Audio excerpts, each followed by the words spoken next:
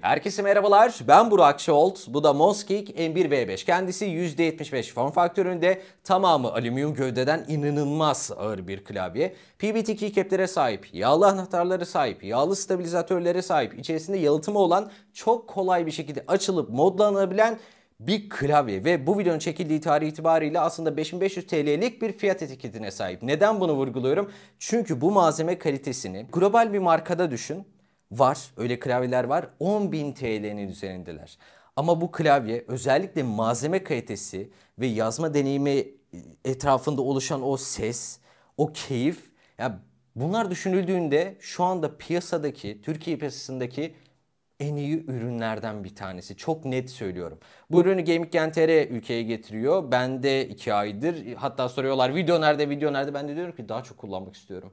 Geri gidecek çünkü daha çok kullanmak istiyorum. Tabii ki çok önemli artıları ve çok önemli eksileri de var. Hepsine teker teker değineceğim. Lakin daha önceki videolardan geldiyseniz, herhangi bir tanesini beğenmeyi unuttuysanız bu videoyu beğenebilir, kanalıma abone olabilirsiniz. Beni ücretsiz bir şekilde desteklemiş olursunuz. Açıklama kısmında bir linki olacak. Oradan güncel fiyatını görebilir, satın alabilirsiniz. Ürünü Gaming Gen TR yolladı. Sağ olsunlar, birkaç aydır da bende, yani büyük ihtimalle hakkında iyi şeyler söylemiyorlar şu anda ürün nerede diye. Ama sağ olsunlar, yolladılar ve çok güzel bir deneyim elde ettim. Ben şimdi size artısını da eksisini de bağıra bağıra söyleyeyim. Boyutları, tasarımı ve malzeme kalitesi. Şimdi boyutlara baktığımızda %75 form faktöründe, tam boy klavyeye göre daha küçük. %60-%65 klavyelere göre daha büyük. Avantajınız nedir? %60 klavyelerde yön tuşları olmayabiliyor. %65 klavyelerde genellikle görüyoruz. İşte burada yön tuşları var, ses ayarı var. Bunun dışında ekstra bir tuş yok. Ne tam boy klavye kadar yer kaplıyor, ne de en küçük klavyeler diyebileceğimiz kadar hani kullanışlılık açısından bir şeyler kaybetmiş oluyorsunuz. Bunun aslında doğrusu yanlışı yok arkadaşlar. Masanızda ne kadar alanınız var, ne kadar ihtiyacınız var ekstra tuşlara, buna bakarak aslında karar veriyorsunuz. Malzeme kalitesine geldiğimizde işin ucu orada kopuyor zaten. Ben yıllar öncesinde HyperX'in Alloy Origins 60 ve 65'inden o kadar etkilenmiştim. Yani o fiyata o gövde imkansızdı. Bütün gövde metal malzeme, külçe gibi, esneme payı yok. Ya elinizde dolu bir şey taşıyorsunuz. Yani klavye değil o, bir külçe gibi. Bu klavye de aynı hissiyat veriyor. Halbuki modüler bir yapısı da var. Ona da geleceğiz. Klavye inanılmaz ağır. Malzeme kalitesi, o soğuk metal hissiyatı inanılmaz iyi. Bu malzeme kalitesini bu fiyata bulmak, yani bir başka rakibinde yok. Net söylüyorum, bir başka rakibinde yok bu fiyat bandında. Daha üstünde var. Ama bu fiyat bandında yok. Tasarımına baktığımızda aslında öyle ahım şahım allı pullu bir yapı değil. Gövdesine bakıyorsunuz. Evet, yani sade bir klavyenin gövdesi var. Ama böyle kale gibi duruyor masanın üzerinde. Asıl keycaplere bakınca zaten o topografik haritaları andıran bir yapısı var. O çok hoş bir hale getiriyor bu klavyeyi. Masanızda hani böyle Instagram'da Reels'larda görürsünüz ya, inanılmaz tasarımsal, işte fütüristik bir yapı. Orada bir klavye var, bu diyorsun ne ya, bu başka bir yerden gelmiş. Harbiden piyasada çok benzerini bulamayacağınız keycapleriyle beraber bir klavyeye dönüşmüş. Çok hoş gözüküyor bence. Klavyenin üstüne geldiğimizde bir tip C portu görmektesiniz. Kutusundan da yeterince iyi bir kablo çıkıyor. Daha sarmal, böyle örgülü bir kablo ile beraber gelebilirmiş ama en azından özelleştirilebilir bir klavyeye yakışacak bir tip C kablo ile beraber çıkmakta. Aynı zamanda kablosuz 2.4 GHz üzerinden bağlanıyorsunuz. Gecikmeyle alakalı bir problemi yok. Bluetooth 5.0 üzerinden de bağlanıyor ve 5 cihaza birden bağlantı da sağlayabiliyor. Eksilerden bir tanesi burada. Yani üzerinde bir yerde görünürde switch yok değil mi? Yani nereden ayarlayacağız kablolu kablosuz Bluetooth? Ya caps tuşunu, tab tuşunu falan çıkartıyorsunuz, anahtar orada. Yani bu klavyeyi bir defa açtıktan sonra bir daha kapamak için bir daha onları söküp kapamanız gerekiyor. Ya tamam, uyku moduna falan geçiyor da tuşu neden öyle bir yere koymuşlar hiç bilmiyorum. Çok kullanışsız bir yerde. Klavyenin altına geldiğimizde pek bir detay yok burada. Etiketi var, topukları var. Topuklarla beraber masada herhangi bir şekilde kaymıyor. Zaten bu ağırlıktaki bir klavyenin masadan kayması, topuklar olmasa bile mümkün değil. Benim son zamanlarda denediğim en ağır klavye. O yüzden masanın üzerinde beton gibi duruyor. Yazı yazarken o yüzden bir betonun üzerinde sıfır sarsıntıyla bir şeyler yazıyorsunuz. Çok değişik bir his veriyor. Keycaplere, yani anahtar başlıklarına geldiğimizde bir defa PBT malzeme. ABS ile kıyasladığında ABS mesela özellikle kalitesiz olanları kısa sürede parlayabiliyorlar, kötü gözükebiliyorlar. Ve PBT'ye geldiğimizde parlamaya karşı çok daha dayanıklılar. Hafif kumlu bir yüzeyi vardır, daha ağırdır. ABS keycap'li bir klavyeye PBT keycap takım mesela, sesi falan değişir klavyenin ağırlığından dolayı, o malzemenin doygunluğundan dolayı. Çift katmanlı bir yapı. Yani buradaki PBT de en kalitelilerinden. PBT'nin de çünkü kalitesiz olanı var. 400 liraya da set var, 4000 liraya da set var.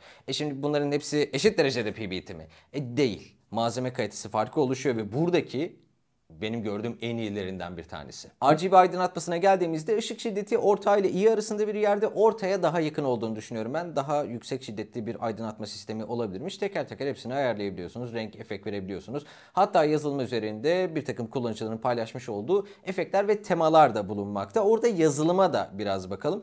Yazılım çok basit bir yazılım açıkçası. Yani çok özelleştirme yapabilir misiniz? Makrolar atayabilirsiniz. Rengin efektini ayarlayabilirsiniz. İşte kaç saniyede kaç dakikada uyku moduna geçsin vesaire falan, bu tür ayarları yapabiliyorsunuz. İşte çeşitli çevre birimleriyle aydınlatmalarla entegrasyonlar vesaireler, onlar büyük global çaptaki markaların uğraştığı şeyler oluyor genelde. Birazcık daha butik bir marka kaldığından yazılıma çok eğilmemişler. En büyük eksisi de şu: ya bana yüzde ile pil göstergesi koy bir tane oraya. Ben pili yüzde ile göreyim. Klavye üzerinde bir FN kombinasyonu ile beraber evet pil durumunu işte 0, 1, 2, 3, 4, 5 diye görüyorsunuz sayılar üzerinden. İşte %90'daysa 9'a kadar bir çubuk geliyor. Yazılımda ama olsun. Yani bir tane pil göstergesi ya. Yazılım bana çok basit geldi. Eksilerinden biri. Bir oyuncu klavyesinin en önemli kısmına, anahtarlarına geldiğimizde Akko V3 Piano Pro anahtarlar. Yağlı anahtarlar bunlar. 1.9 milimde basılıyorlar. 3.1 milimetrelik toplam mesafesi bulunmakta bu tuşların sona kadar bastırdığınızda. Ve bu anahtarlar yağlı, pürüzsüz, sesleri de çok keyifli anahtarlar olmakla beraber bunu siz özelleştirilebilir bir klavyede yalıtımla desteklemek zorundasınız. Yani anahtar yağlı bir anahtar olabilir. Çok keyifli bir sese kendi mekanizması dahilinde sahip olabilir. Ama klavyenin içerisinde çınlama, tınlama vesaire böyle sesler varsa hiçbir anlamı kalmaz. Mosgeek orada çok güzel bir çalışma yapmış. Numara 1. Bu klavyeyi çok kolay bir şekilde açabiliyorsunuz. Ses ayarını çekiyorsunuz. Altından hafif bastırıyorsunuz. Pinli bir yapı yapmışlar. Öyle kırılacak bir şey de değil. Metalden, yani toplar halinde böyle oturan yapı var. Bir çıkarıyorsunuz. Tamam, klavye özelleştirmeye hazır. İçini açtığımızda PC bir malzeme görüyorsunuz. Plastik malzeme diyorlar buna. PC olarak geçiyor. Polikarbonat. Sonrasında bir poron malzeme görüyorsunuz. PCB'nin kendisi var. Yine poron malzeme. Yine arada film malzemeleri var. En altında da yine o yalıtımı sağlamak, akustiği toparlamak adına bir malzeme daha kullanılmış. Aslında çok katmanlı bir yalıtım sistemine sahip. Bunun benzerini mesela Auracı Azot'ta görüyorsunuz. Azot Extreme'de görüyorsunuz. Butik markaların önemli bir kısmında yine görebiliyorsunuz. Zaten global markaların daha yeni benimsediği şeyler bunlar. En fazla ikinci nesle gidebildiler yani global markalar tarafta. Ama böyle özelleştirilebilir Monskik gibi butik markalarda bu zaten vardı. Bunu ne kadar iyi yaptığınız önemli. Ve özelleştirilebilir bir klavye olmasına rağmen yani ben içini açıp ekstra bir şey yapmanız gerektiğini de düşünmüyorum. Mesela PCB'nin arkasına kağıt bant modu yaparlar. Yani bu klavyede yazı yazarken çınlama tınlama sesi yok. İçerideki akustik oradan o kadar iyi yönetilmiş ki o lok lok lok lok lok lok tak tak tak tak.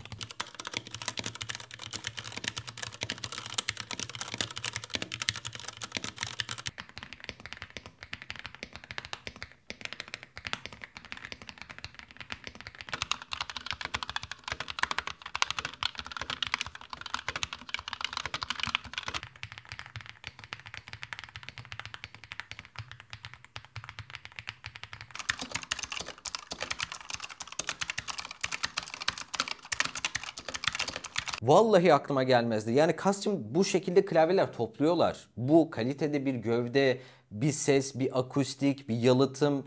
Ya neler neler yapıyorlar. İçerisine oyun hamuru koyan var, işte silikon malzeme sıkan var, içerisine beton döken var, alçı döken var.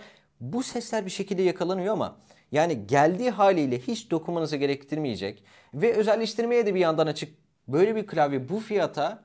Valla Gaming.tr'yi de tebrik ediyorum yani. Onlar Türkiye'ye zaten bu markayı hani gözlerine kestirip getirmişler. Bir de bu fiyata satmaya devam ediyorlar. Tebrik ediyorum sizleri. Klavyenin oyun performansına geldiğimizde bu anahtarlar 1.9 mm'de basılıyor. Lineer anahtarlar, yağlı anahtarlar. Ama 1.9 mm ne demek? Aslında piyasanın genelini oluşturan 1.8 ve 2 mm'lik çeyrek mix-red anahtarları düşünün. 2 mm eski olan, 1.8 mm yeni olan çeyrek mix-red. Şimdi onların arasında bir yerde.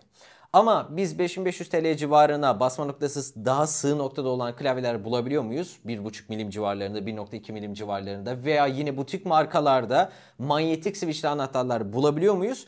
Bulabiliyoruz. Dolayısıyla bu klavyenin oyun performansı aslında yani genel geçer çoğu mekanik klavyede gördüğünüz performans. Manyetik anahtarlı klavyenin performansı değil veyahut optik anahtarlı klavyenin performansı değil. Yani bu klavyenin öncelikli meselesi bence bu fiyat bandında yine butik markalarla kıyasladığımda işi direkt oyun değil. Oyun da oynanır, keyifli. Yani eğer tepkiselliği bu civarlarda buluyorsunuz kendiniz için tabii ama basma noktası daha sığ anahtarlara sahip klavyeleri de bu fiyata bulabiliyoruz. Benim için bu klavye çok güzel bir yazı yazma klavyesi. O malzeme kalitesi, çıkan ses, o pürüzsüz ses, işte çınlama tınlama olmaması, inanılmaz ağır bir gövdeye sahip olması. Ya yazma deneyimi çok uçuk bir klavye. Ve ben bu klavyeyi hani özellikle yazı da yazıyorum ama bir yandan oyun da oynuyorum. Benim önceliğim malzeme kalitesidir, hissiyattır, o lok lok lok lok çıkan sestir diyorsanız şiddetle tavsiye ediyorum. Şiddetle. Kullanım süresine geldiğimizde 8000 mAh'lik bir bataryası var. Kaba tabirle kaç saat kaç gün gider hesapladım. Şöyle ki yaklaşık 2-3 gün gidiyor. Günde 8 saatlik kullanımla beraber beyaz ışığı açtığınızda ve ışık şiddetini maksimuma getirdiğinizde beyaz ışık en çok güç tüketeni. RGB'ye aldığınızda ise yaklaşık 7 günlük bir kullanım süresi var. Yine ışık şiddeti sondayken kapatırsanız yaklaşık 4 ayın birazcık daha üzerinde bir kullanım süresi elde edebiliyorsunuz ki işinizi görür mü? Bence işinizi görür. Videonun sonuna geldiğimizde Mosgeek M1V5. Bu fiyata karşısına koyabileceğim malzeme kalitesi anlamında, işte anahtarının sesi anlamında, izolasyonu anlamında, verdiği genel toplam keyif, yazı yazma deneyimi, o dönütler, karşısına koyabileceğim bu fiyatta bir rakibi yok. 10-15 bin TL civarlarına gittiğinizde de 1-2 tane böyle irili ufaklı rakibi var ama bu fiyata rakibi yok. Özellikle beklentiniz malzeme kalitesi ve klavyede bir şeyler yazarken almak istediğiniz zevk hani sizin için önem arz ediyorsa çok zevkli bir klavye. Malzeme kalitesi de çok hoşunuza gidecek, sesi de deneyimi de çok hoşunuza gidecek. Safkan bir oyuncu klavyesi değil bence. Eksisi de var. Yani işte ne bileyim USB alışını koyacağınız yer yok. Modlar arasında geçiş yapmak için keycap'i çıkarmanız gerekiyor. Kablosu daha kaliteli bir şey olabilirdi. Kötü değildi ama daha kaliteli bir şey olabilirdi ama malzeme kalitesi, yazı yazma deneyimi, ses bunlar konusunda bu fiyata bir rakibi yok. Bu kadar açık ve net. Videoyu beğendiniz mi? Faydalı buldunuz mu? Beğendiyseniz beğen butonuna basabilir, kanalıma abone olabilirsiniz. Beni ücretsiz bir şekilde desteklemiş olursunuz. Açıklama kısmında linki olacak. Güncel fiyatını görebilir, satın alabilirsiniz. Gaming.tr'den ben rica etmiştim ürünü. Onlar yolladılar ama artısını da eksini de ben size bağıra bağıra anlattım zaten. Sormak istediğiniz bir şey varsa YouTube yorumlar kısmından veyahut Instagram hesabım üzerinden sorabilirsiniz arkadaşlar. Görüşürüz. Hoşça kalın.